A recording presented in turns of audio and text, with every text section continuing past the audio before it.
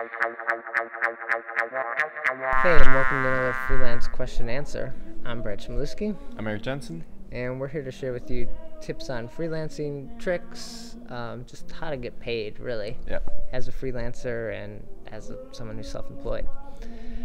So today's question comes from Sarah, and she wants to know, where do you turn to when you want to hire people?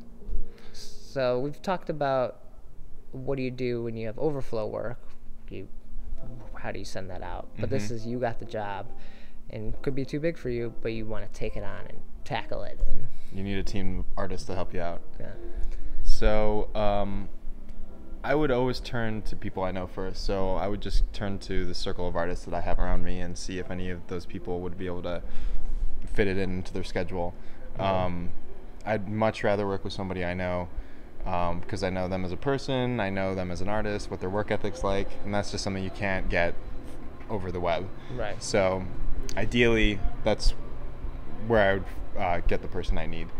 And then if they're busy, you would hope that they may recommend somebody that you're not thinking of or you don't know. Right.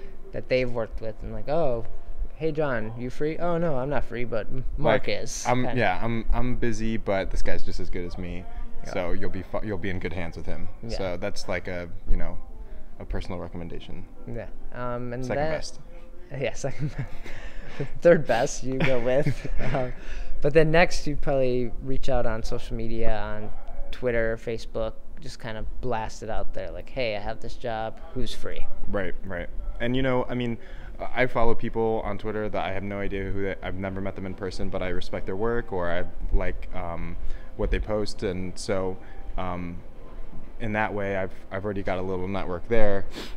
Or in some other people's case, a big network where they can reach out to all these people and say, hey, I've got a job, I need help.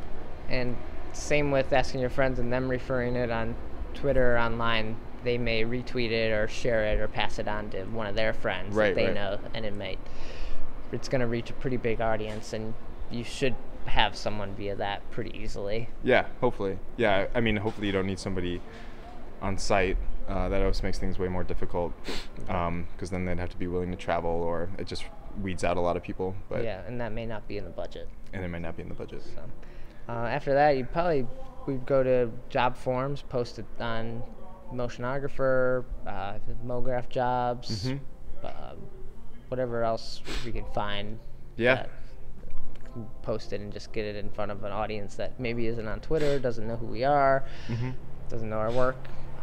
Yeah, I think, from my experience, when I see stuff, Motionographer job seems to be a really good one. It used to be free, but now I think it costs $25 or $50 to post, and there's always just there's a lot of reputable names on there, and there's a good talent pool looking at that. Right. So hopefully, and it's quality people posting, so it's a legit job. Right. Other places, maybe not so much. Yeah, and that's kind of where, if you're out of options and you're posting work, you go to Craigslist or some of those other free sites. There's probably loads of them that I don't even know about. And this kind of works the same way for studios as well. I know studios here in Chicago, they're going to go with people that they've worked with before, or their friends, or ask colleagues, who do you know that's free? Yeah. So which just drives to the point that you need to get to the meetups, you need to meet people. If you don't have work right now, you need to meet the people that are doing the work in your city, in your neighborhood. Yeah. For sure. Introduce yourself, and you'll be somebody they remember when they are looking for somebody to hire. And if you have any other questions, send us an email, leave them in the comments, and thanks for watching. See ya.